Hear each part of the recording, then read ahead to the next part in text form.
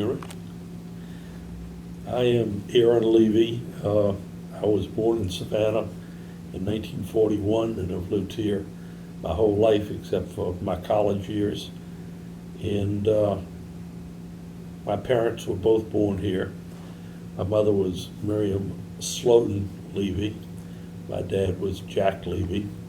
I'm named after my grandfather, Aaron Levy, my dad's father, who emigrated from Poland in 1900 and came here and opened up a little watch repair shop. I think he was a watchmaker in Poland in the city of Brest. And when he came here, I think he chose Savannah because we had a cousin, the Lukens, who were here before. And I think they had an antique store. And so therefore, he heard there was an opportunity here and he came here. He had children that he left in Europe, and his first wife had died. He married his first wife's sister. They had additional children, some born in Europe, the rest born here. But he worked and gradually brought his whole family over. There were 8 children in total. And all of them grew up in Savannah. Many of them lived in Savannah for the bulk of their lives. Others went elsewhere.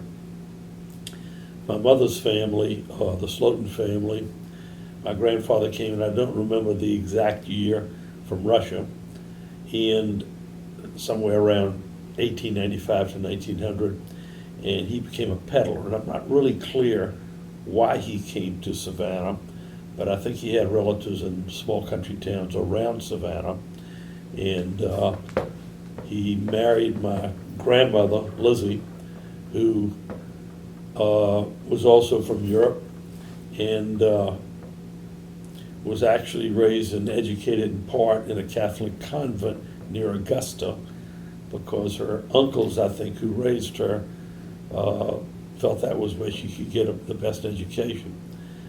But they got married and they had 7 kids. Again, most of whom who lived their entire life in Savannah, but a few who moved elsewhere during that time.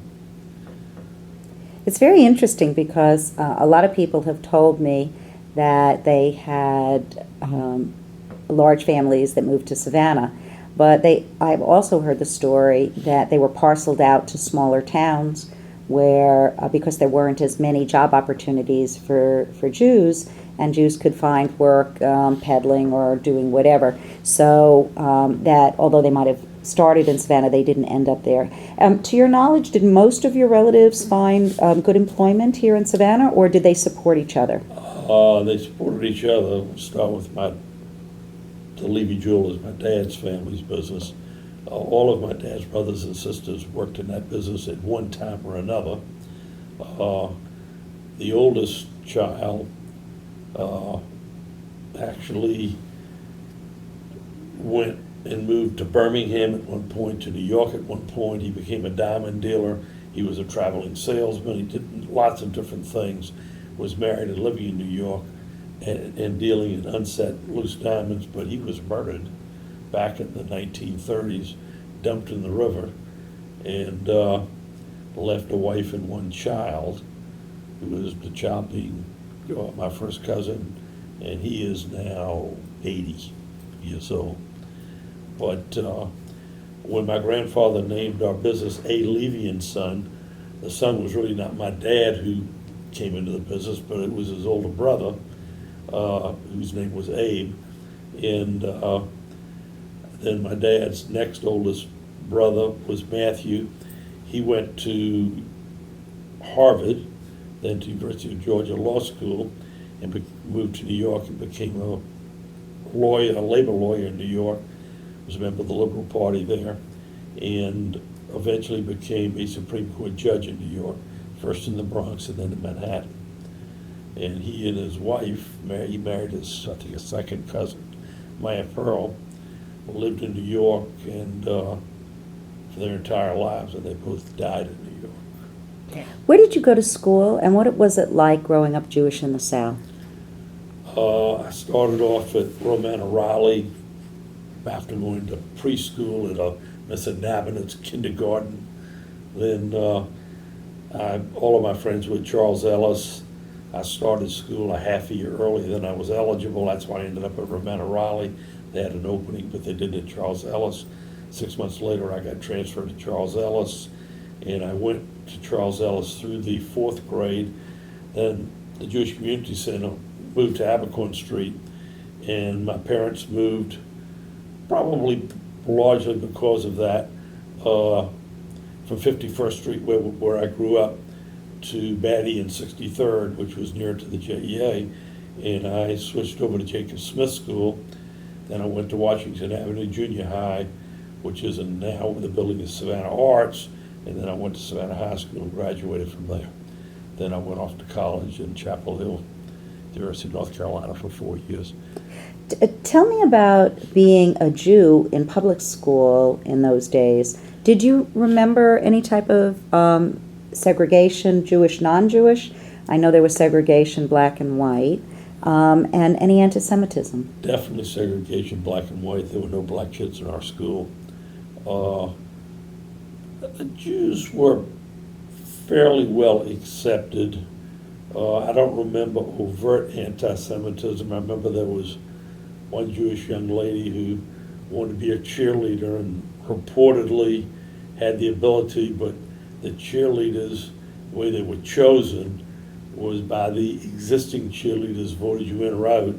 Supposedly she got blackballed because she was Jewish. I don't know that, but that's the story that went around. In my graduating class, there were 30 Jewish kids. I'd say 6 or 8 out of the 30 were probably in the top 25% of the academically of the student body. And I think got along pretty well. There were things that Jews just didn't do in those days. I think we created as much of our own separateness as we were separated. There was not as much socialization as there is today. But I don't remember people calling me kike or dirty Jew. I never got into a fight because I was Jewish. Yet I hear lots of stories of that from my uncles and my cousins who were 30 years older than me or more. And I just think that time had gone. I certainly think there was anti-Semitism latently, but I mean, in my working career, I did business with lots of the people I went to high school with and grammar school with, and we had a good relationship with the general community. Of course, we made it our business to try to do that by giving back to the general community as well as the Jewish community, so maybe part of that was on our thing.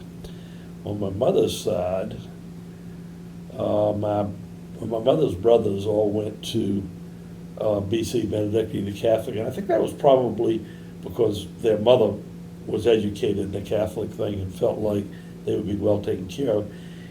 But they were not put into religion classes there. They either were given separate things, or I think at one point they even had classes offered by one of the rabbis, local rabbis, and that practice may still continue. But I think at that time, Benedictine probably had more Jews attending than it does today.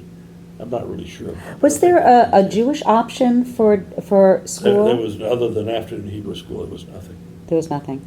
And did you attend afternoon Hebrew I school? went afternoon Hebrew school from the time I was, first grade, I guess 6 or 7 years old, through bar mitzvah. And I actually went for part year post bar mitzvah, but I think they were trying to keep us, but very few of my friends, all of whom started going post, almost none of us finished that year. We were just tired. We had other things we wanted to do. So there was no confirmation for your group? Bar mitzvahs. Just bar mitzvah. Bar mitzvahs. There were confirmations. The girls had a confirmation class, which was taught by the rabbi, and they had a pretty fancy evening at the synagogue. We belonged to the B'nai B'rith synagogue at that time. I think the temple had confirmation classes. In those days, I don't think they had bar mitzvahs. The AA synagogue did have bar mitzvahs, and in fact, my cousin Bailey Tenenbaum, first cousin, was the first female bar mitzvah in Savannah. Bat mitzvah in Savannah. At the AA? At the AA.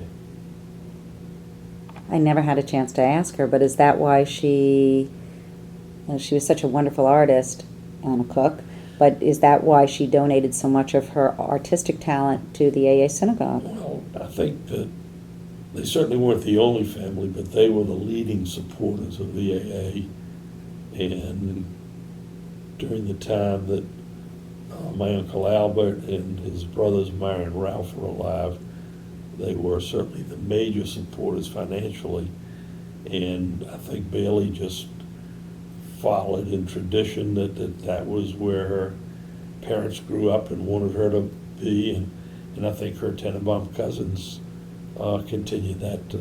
Sheldon and Samuel, when he was here, he now lives at Columbia, but all of the Tenenbaums, Lowell, my cousin Lowell, they all still belong to the. I'm sorry I didn't have a chance to talk to her about that aspect of her life, but let's get back to you. And I want to go back to when you were very young, and you have so many wonderful family members, and it all seems that they were all in business, and their businesses were doing well. Who were their clients? Did they just cater to a Jewish population, or general, or black community? Let's talk about my mother's father. They had a company called Slotin Company, which became a huge wholesale dry goods and other things located on just off Broughton Street on West Broad, now Martin Luther King. They employed a very high percentage of Jewish workers, lots of family and friends of family. And my grandfather started as a peddler, and they ended up with 40 or 50 10-cent stores all over the rural Georgia and South Carolina, and maybe a few in Florida, but mainly Georgia and South Carolina. They were the exclusive Hanes distributors, Cannon Towel distributors, and they had a huge business. At one time, my grandfather probably was one of the 3 or 4 wealthiest Jewish people in Savannah.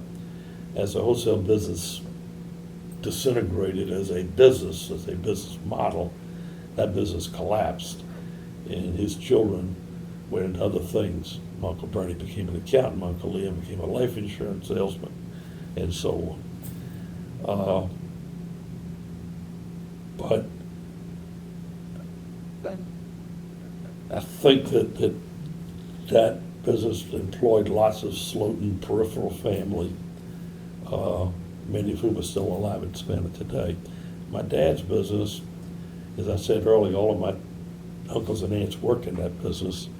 Our business was, from my memory, I can't go back about who the customers were in 1920, but when I came to work in 1962, our clientele was broadly based. There were a lot of jewelers in Savannah in those days. There were a fair amount of Jewish jewelers, so we certainly didn't have a monopoly on the business of Jewish Savannah, but we dealt with everybody in Savannah. We were fortunate I was fortunate that the time that I came to work, the jewelry business began to grow as a category. And the people who were in it, who were our competitors, friendly competitors, for any of a variety of reasons, closed one after another over a period of 20 or 30 years, not because we were such great merchants, but just for a variety of their family reasons. Their kids didn't want to go in, and any of the reasons of business closed. And so we had, at one time, our suppliers used to tell us the largest one city jewelers, largest volume jewelers in the state of Georgia, which is not to say we were like the Freedmen's business, because they had 40 stores all over the Southeast. They had a much, much bigger business than we did. But we, at one time, used to sell refrigerators, Polaroid cameras, Samsonite American Tourister luggage, Kodak cameras, china, silver, crystal, in addition to jewelry. We used to run these, what they call account openers in the comic section, where we'd sell aquariums for 2 weeks, or we were like a great little department store all in a jewelry store. We sold air conditioners, was records, greeting cards. So when people refer to Levy's department store, that's different though? That was a big department store. We were in the same building that at 101 East Broughton Street all during this time. We had more space devoted to things other than jewelry. My dad and I decided that we needed to gradually, as those things that we were carrying became difficult to sell because of pricing competition on them, we began to drop those things, and the jewelry business began to grow, and they became less important to us, so that eventually we ended up as the upscale jewelry store in Savannah, which I think we still are. Well, so just point of information, the Levy's department store was not owned by your family? No, different family than all together. Different family, okay. How did you know you were Jewish growing up? Well, I mean, obviously you had I went to Hebrew school. Right, I mean, that part was kind of we had Friday night dinner at my grandmother's, and before I started school, my grandmother this is my mother's mother, used to serve lunch for 30 or 40 people every day, 6 days a week. And all of my friends were Jewish, my play friends were Jewish. What about kosher food? My family did not keep kosher. I think my grandmother might have at one time kept kosher, but not in my lifetime. Neither of my grandparents, neither my mother's nor my father's. Was it because of availability, or it just wasn't? No, I don't think so. I think they just decided they didn't want to keep kosher. I don't think that any of my families ever had pork in the house, but they didn't worry about milk and meat. They didn't buy kosher meat. Are there things that you think, I mean, you had family members that lived in other places, and I know you travel widely now, but do you think that there are things that you give up by growing up in a small Jewish community that are maybe more accessible in a larger one? Do you have any way of gauging that? I think that growing up in a tiny town like Halma, Georgia, or whatever small towns all around us, you give up a lot, but you also gain a sense of community. The bigger the town gets, the less a sense of community you have. In Savannah, as we were children, I mean, we had everything. We were well entertained. We had a good social life. There were enough Jewish kids either in Savannah at Young Judea or B'nai B'rith, AZA, BBG conventions we might have gone to, at summer camp. Most of my friends went to Blue Star at one time or another. Camp Judea, when it grew, became popular. A lot of them today go to Barney Meddens in Atlanta. But my years of summer camp, that's how I met my wife, was at Jewish summer camp. So. Tell me the story. Okay, yeah, I can. But let me just finish the question. But yeah, I mean, did we get to go to opera or theater? And in those days, we didn't have the money to travel indiscriminately to New York. I think before I graduated high school, I'd been to New York maybe twice on my bar mitzvah trip with my parents. We got in the car and we drove, my sister and I and my parents drove to Washington, spent a few days, and then to New York. And we stayed in my cousin's apartment because my parents probably couldn't afford and didn't want to spend for a hotel. But we stayed in the Bronx, right near Yankee Stadium. It was very good work. You want to know how Jewish, I met my wife? I do, but if you would incorporate in that, so many people told me stories of how in a smaller Jewish community, Jews needed to keep their children meeting other Jews. And part of that were dances, and part of that were youth groups, and part of that was camp.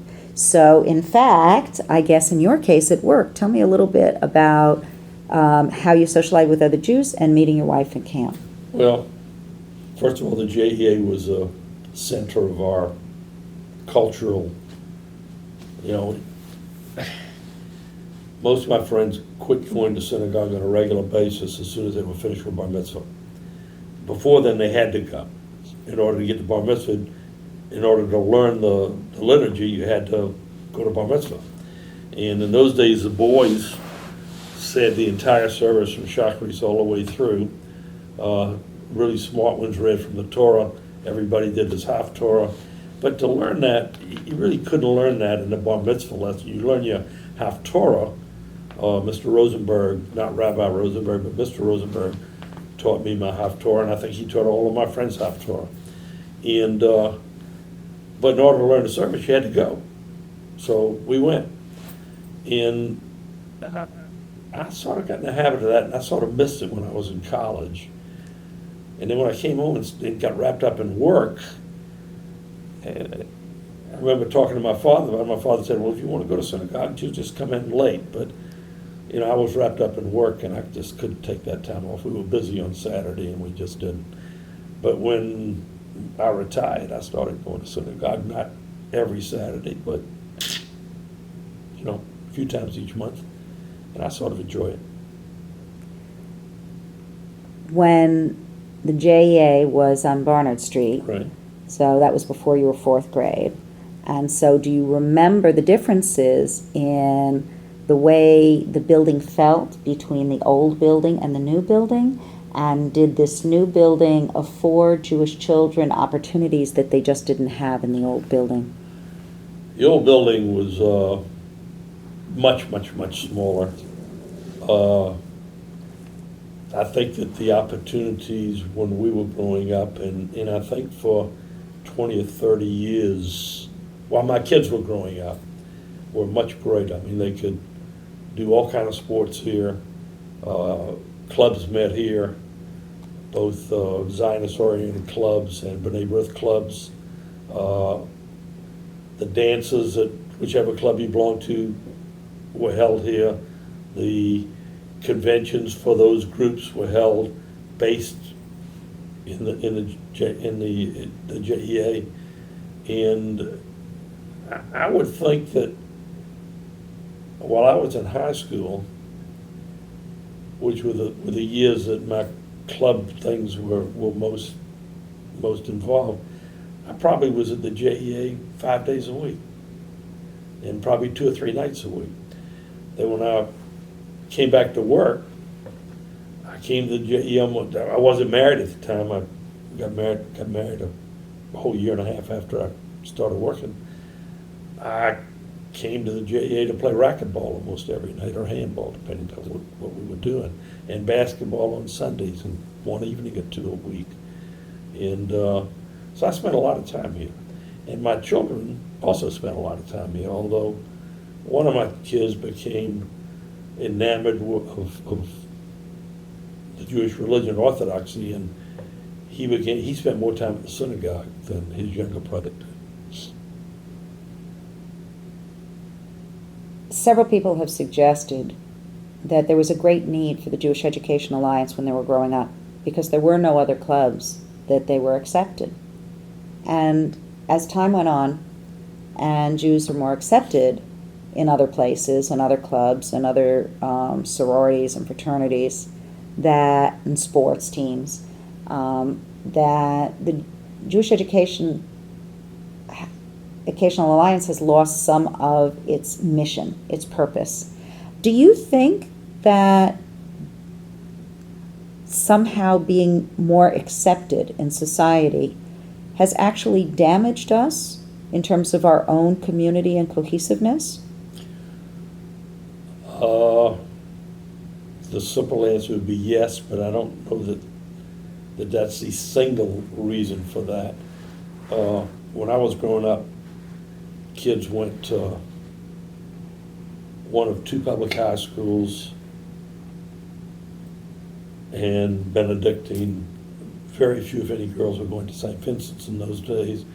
There was no country day until my junior year of high school, and in the beginning, almost no Jews went there, but there were a few.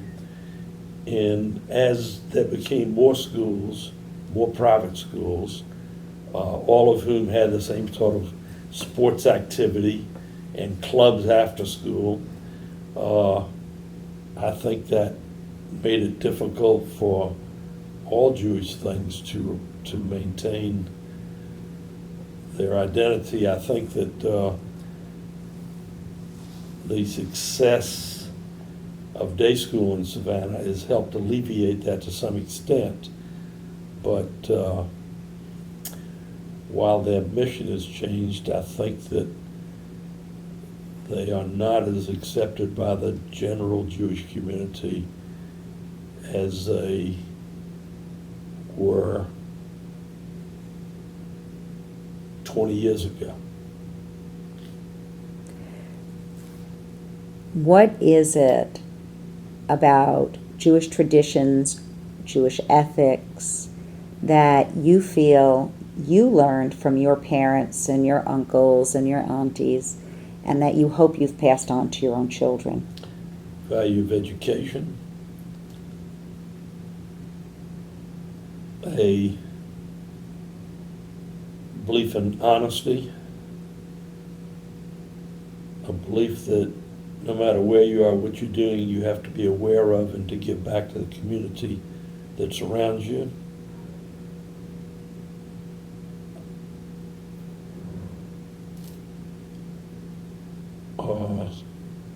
And above all, that family is the most important thing you can have.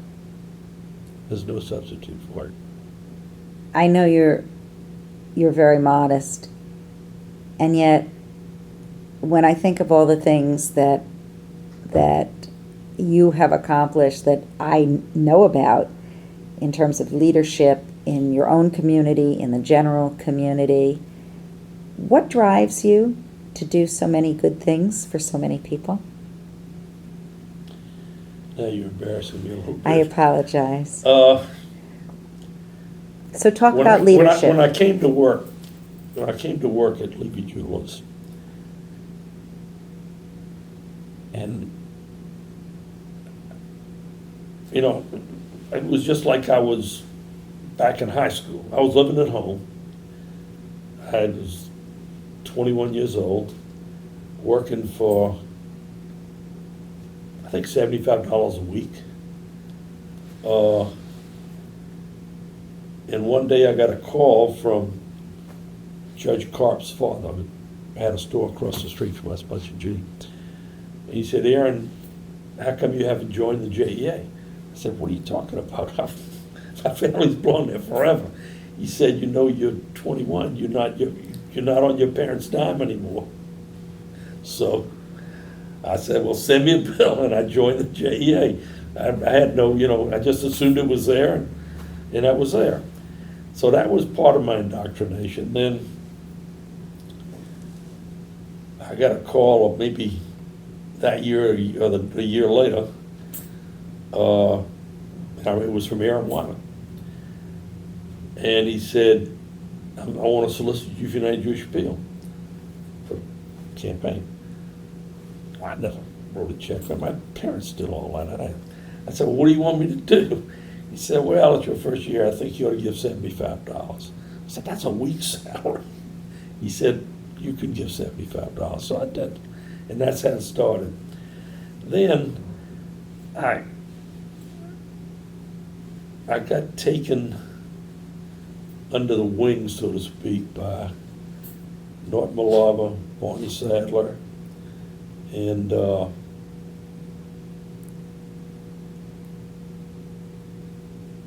trying to remember who else it was. We used to play golf once a week.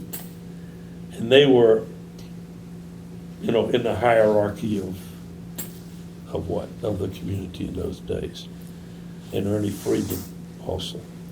And then my cousins, Raymond Rosen was also involved, and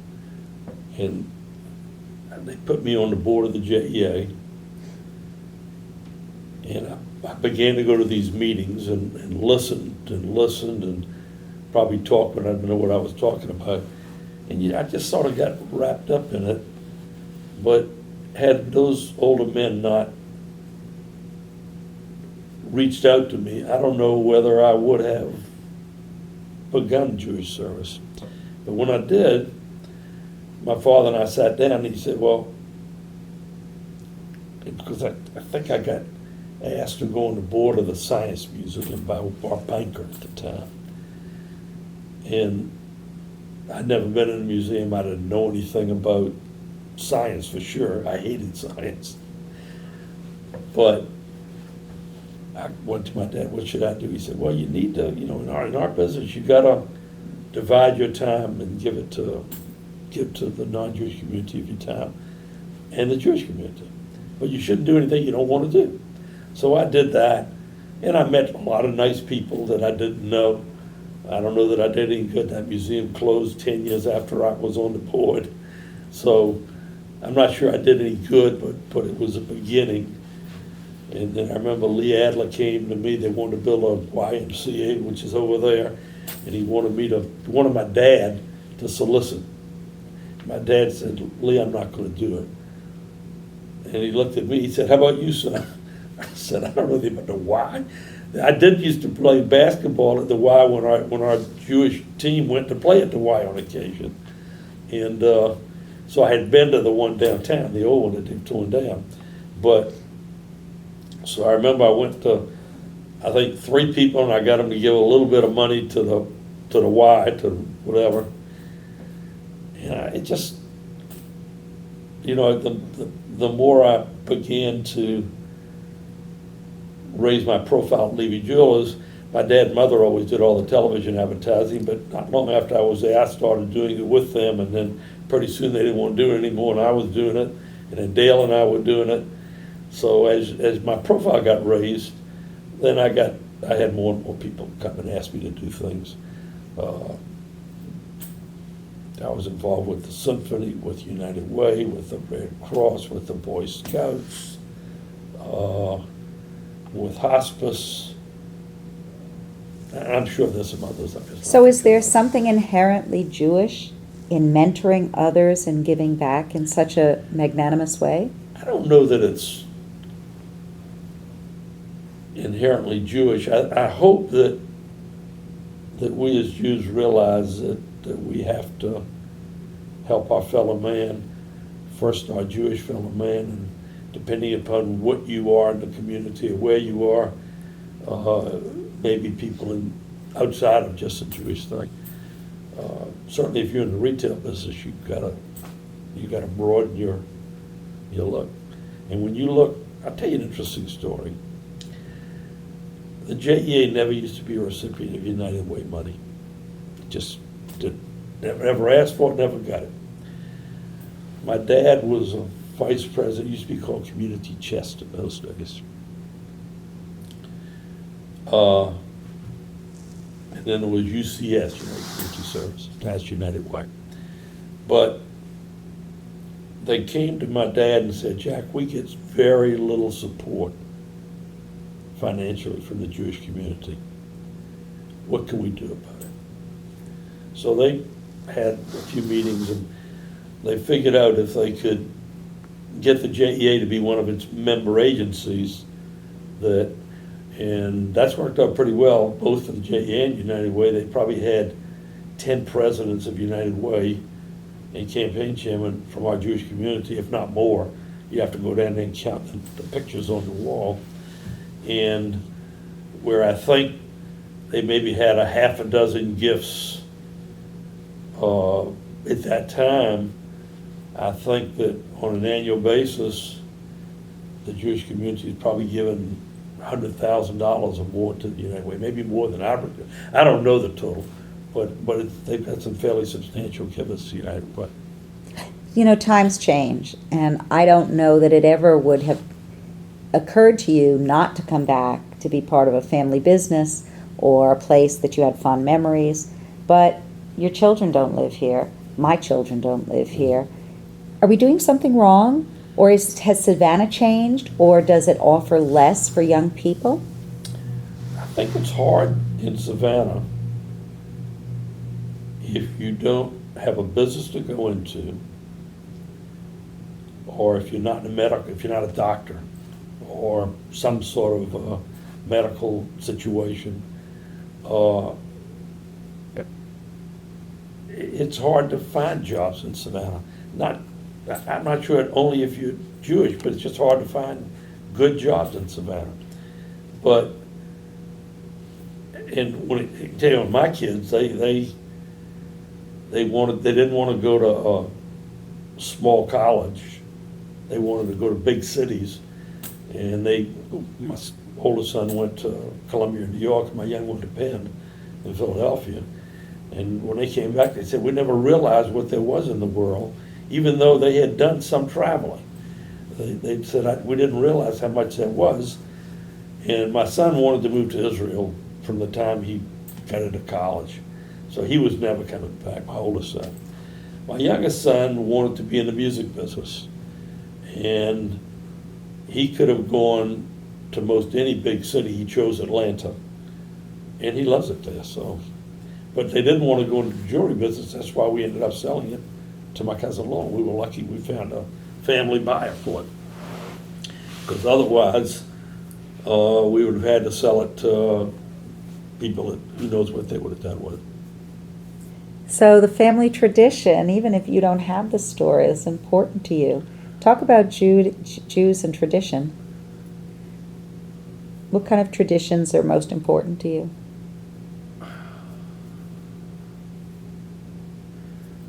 Well, I mean, I still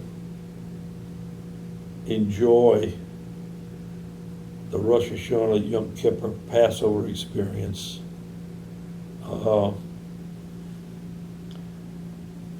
When my kids were younger, when my kids were living at home, I enjoyed the Friday night dinner experience. You know, my wife and I don't eat dinner at home anymore, very seldom. If I do, it's peanut butter or something else I shouldn't eat. But, so that's sort of going by the wayside for me, and I miss it, but, you know, I'm 73 years old, I'm not 20 anymore, and it's just changed. Would I rather my children and grandchildren live here? Sure, but all we ever want from them is be happy, so my kids are happy where they are, and I guess that's a good thing. So if you could distill the essence of Judaism that you learned, or that is innate in you, or that you got at your parents' knees, to give it as a gift to your children and grandchildren, what would that be? I think I maybe have answered that. I think that as adults, if my children care for their fellow Jews and do what they can when they can to help them, I think that would be, I mean, I certainly can't tell them about a religious observance I don't do myself. I don't count them for that. But I hope that they will make a difference in the Jewish lives of their community, and that's not always, in my oldest son, that's 100% religious. My youngest son, not so much. But he's relatively newly married and no children yet, so we have to see what happens with him. Well, so this is usually the opportunity. I throw it back at you and say, is there anything you haven't spoken about that I haven't asked you that you really wanted to talk about? And I know you haven't talked about your wife.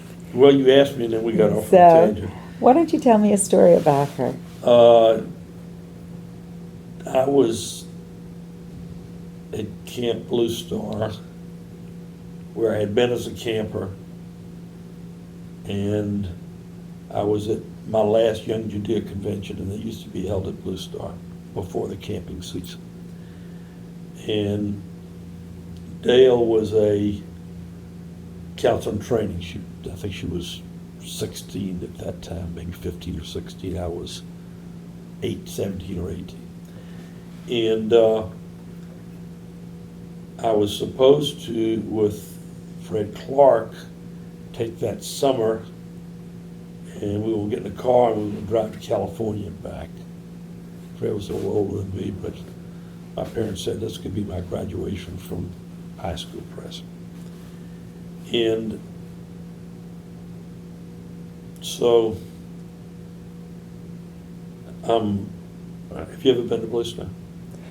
Not as a camp, Well, but just okay, to visit, the well, dancing. It's got the one main road that goes through the camp, and as you go from the bottom, the office, and past the dining hall, there's, on the right hand, there's an infirmary, and then the dining hall on the left.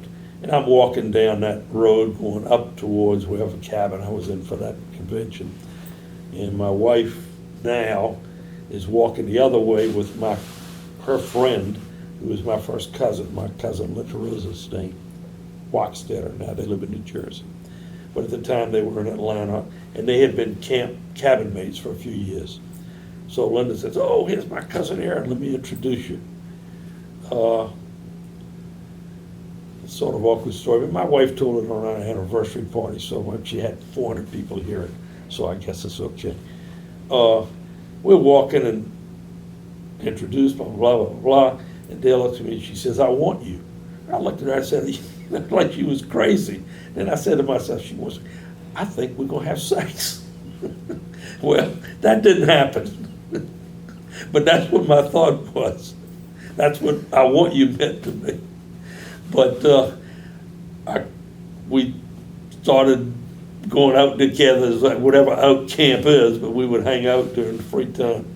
And I called Freddie Clark and told him I wasn't going on the trip, and I was offered a job to stay on as a counselor by a friend, George Stern, who was the head of the Teenage Village, and I knew him from Young Judea, and his assistant I knew from Young Judea, and so I had an in.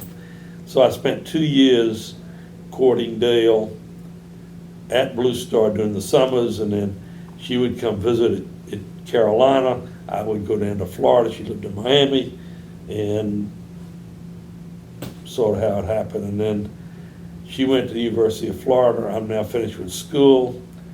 I went to basic training for Air National Guard, and now it is the end of 1962, and Dale's, I think, maybe a sophomore at the University of Florida, and now it's 1963, and I'm working now, so I'm not going to Florida very much, and her father calls up one day and said, "I'm not sending her anywhere anymore. If you want her, you better come get her." And I didn't know what he was talking about. So I went to my mother, because I'm still living at home, remember. I went to my mother and said, "What should I do?" She said, "Well, if you want out, now's the time. But if you think you want to get married, you need to go get a ring and go down there and tell her you want to marry her." And I said, "Well, don't you think she wants to finish college?" She was like a sophomore in college. She said, "I don't know. You got to ask her about that." So anyway, that's what I did at Christmas time. I guess it was right before Christmas, because right after Christmas, between Christmas and New Year's, when we weren't as busy, I went down to Florida. And a friend of ours was getting married, and a college fraternity brother of mine, and another Blue Star romance, and we were involved with the wedding, and so we went down there and we got engaged, and we got married in that summer. That's a good story. How long? Tell us. 51 years in August, coming up in Awesome. about a week. I would say I've had 51 great years. I'd say she's had about one great year and about 50 others. I don't know. I'm not the easiest guy to live with. I want to thank you. This was a very nice interview. I Okay. appreciate it.